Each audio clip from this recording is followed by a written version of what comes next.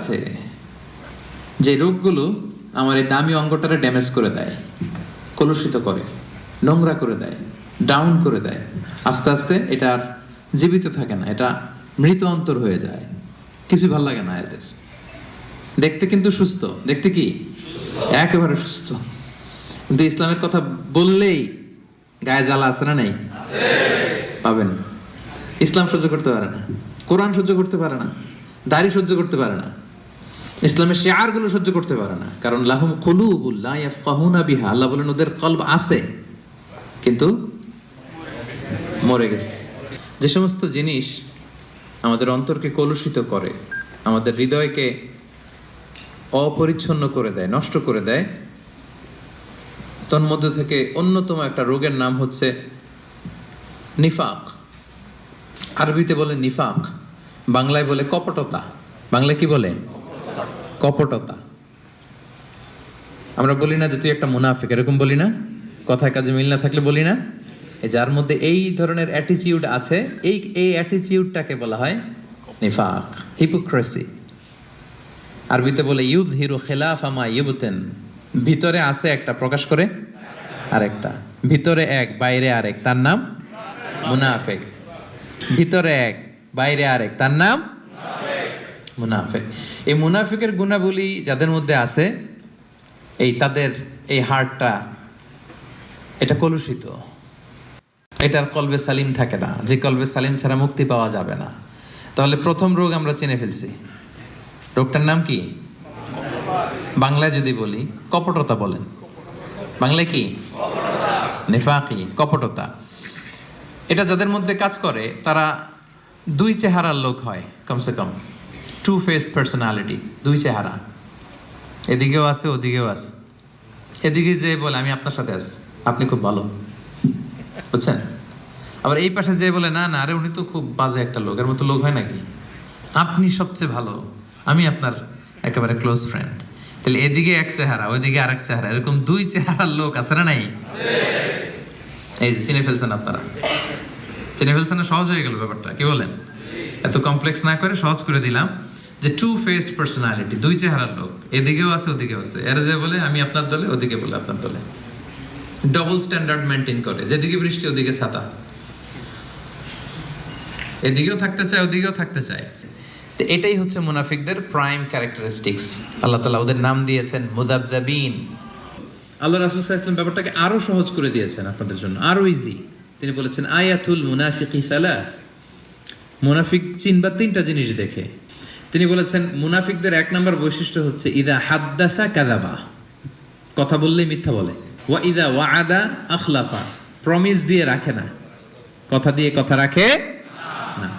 ওয়া ইদা তুমিনা খানা, আমানতের খেয়ানত করে। সহজ হয়ে গেছে না এখন? এই মুনাফিকদের অবস্থান হবে জাহান্নামে একেবারে অতল গহ্বরে। ইন্নাল মুনাফিকিনা ফি দারকিল আসফালি মিনান নার ওয়া লান তাজিদা লাহু নাসীরা। তারা জাহান্নামের একেবারে অতল গহ্বরে থাকবে, তলদেশে থাকবে, এদেরকে বাঁচানোর সেদিন কেউ থাকবে না। আল হাসাদ বাংলায় হচ্ছে হিংসা। বাংলায় কি? ইংরেজিতে জেলাসি। এটাও আমাদের কারণ নাই এখানে, দেখছেন? মানে কেউ আমার দলে থাকতে চায় না। আমি বলি আমাদের কারণ নাই, সবাই বলে আছে। তো এই যে জেলাসি, হিংসা, যেটা ইট বার্নস ইউরসেলফ ইনসাইড, এটা খালি জ্বালায় দেয় ভিতরে। হ্যাঁ, হিংসার অনলে দগ্ধ হয় অন্তর সব সময়। হিংসা করবেন তো এদিকে জ্বলবে, জ্বলতে থাকে। কারো ভালো সহ্য হয় না, এরকম আছে না? উন্নতি করতেছে সহ্য হয় না, ওর ব্যবসা ভালো হইতেছে সহ্য হয় না, ও ভদ্র, ওর আখলাক ভালো, সহ্য হয় না, সমাজে তার একটা অবস্থান, সহ্য হয় না। শুধু হিংসা, শুধু হিংসা।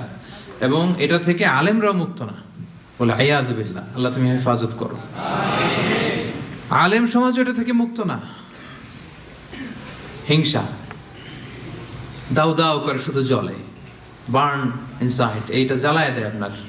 এটা কলবে সালিম তো দূর পরে, এটা তো জ্বলেই গেছে। হিংসাচার আছে, ওর তো এটা নাই, পুড়ে গেছে। রাসূলুল্লাহ সাল্লাল্লাহু আলাইহি ওয়াসাল্লাম বলেছেন ইয়াকুম ওয়াল হাসাদা, তোমরা হিংসা থেকে বেঁচে থাকো। ফাইনাল হাসাদা ইয়াকুলুল হাসানাতি কামা তাকুলুন নারু আল হাতাবা। হিংসা নেক আমলকে জ্বালিয়ে দেয়, যেমনি ভাবি আপনার এই আগুন কাঠকে জ্বালিয়ে দেয়। হিংসা আপনার নেক কাজকে, নেক আমলকে তেমনি জ্বালিয়ে দেয় যেমনি আগুন লাকড়ি জ্বালিয়ে দেয়, কাঠ জ্বালিয়ে দেয়। এবং রাসূলুল্লাহ সাল্লাল্লাহু আলাইহি সাল্লাম বলেছেন, ওয়ালা তাবাগাদু ওয়ালা তাহাসাদু। হে আমার উম্মতরা, একে অপরকে হিংসা করো না, হিংসা করো না। হিংসা কিন্তু বড্ড মারাত্মক। হিংসার চোখ, হিংসার চাহনি, এটা বড্ড ভয়ঙ্কর। এবং কোরআন আমাদেরকে শিখিয়েছে যে আমরা যেন সবসময় হিংসুকের এই হিংসুটে চক্ষু থেকে আল্লাহর কাছে পানা চাই।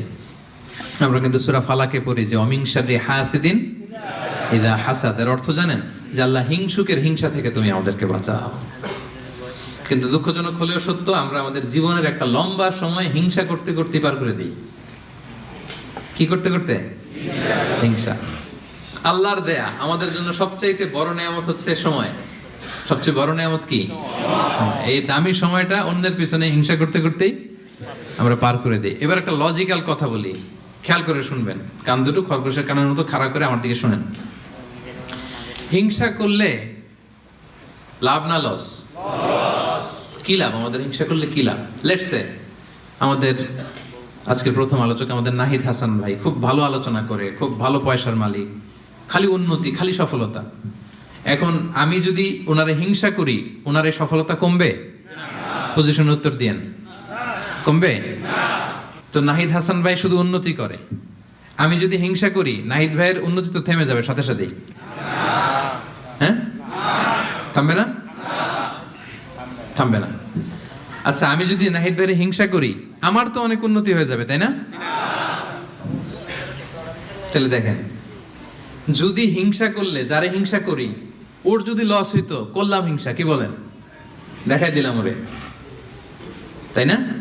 আমি হিংসা করলে যদি নাহিদ ভাইয়ের একটু ডাউন হইতো, লস হইতো, তাইলে না হিংসা করতাম, কারণ আমি হিংসা করলেই খালি ডাউন। আজকে একটু বেশি করে হিংসা করছি, কালকে পড়ে গেছে, আর খোঁজ খবর নাই, ব্যবসায় লস, যেদিকে যায় ওদিকেই সমস্যা। তো এইটা হয় না।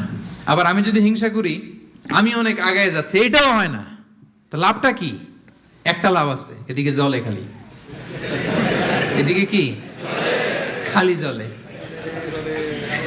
এই একটা লাভ আছে। আসলে যদি হিংসা করলে ওনার লস হইতো, নামাইতে পারতাম, যেহেতু পছন্দ করি না, হিংসা করতাম সারা দিন রাত, 24 ঘন্টা, 24/7, কি বলেন? আবার হিংসা করলে আমার শুধু ডেভেলপ হচ্ছে, সারা দিন রাত হিংসা, কি বলেন?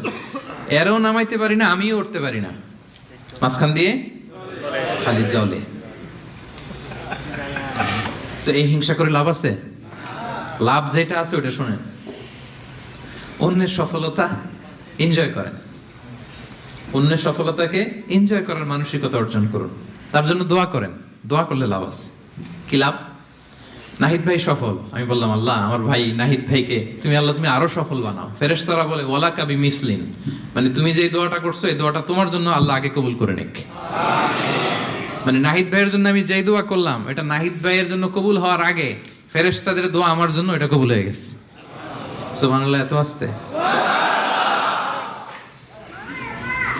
লাভ হয়েছে না অনেক? আপনার ভাইয়ের শুধু সফলতা, আল্লাহ আমার ভাইয়ের আরো সফল বানাও। ও A+ পাইছে, আল্লাহ ওরে আরো মেধা দাও, আল্লাহ তুমি আরো বরকত দাও। এই যা বললাম ফেরেশতারা বলে ওয়ালা কাবি মিসলিন, আল্লাহ এ তার ভাইয়ের জন্য যে দোয়াটা করলো এই দোয়াটা আগে, ভালো দোয়াটা তার জন্য তুমি কবুল করে নাও। লাভ না লস? সবাই বলেন। তাহলে কি করবেন? দোয়া করবেন। হিংসা করব আজকে থেকে আমরা? করবেন? অন্যের সফলতাকে আমরা এনজয় করব, দোয়া করব। আর একটা কাজ করতে পারেন, তার মতো হওয়ার চেষ্টা করতে পারেন। নাহিদ ভাইয়ের মতো হওয়ার ট্রাই করব, কম্পিট করব, ওনার সাথে প্রতিযোগিতা করব। ভালো কাজে প্রতিযোগিতা, এটা জায়েজ। ভালো কাজে প্রতিযোগিতা জায়েজ। আমি আরো ভালো করব, আমি নাহিদ ভাইয়ের কাছ থেকে শিখে কম্পিট করব। পারলে ওনারা ছাড়ায় যাব, কোনো সমস্যা নেই।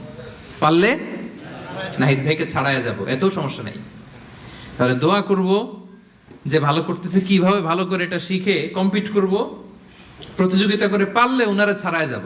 কারণ ভালো কাজে প্রতিযোগিতাতে কোনো সমস্যা নাই, কিন্তু করব না কোনটা? সবাই বলতে হবে আওয়াজ করে, করব না কোনটা?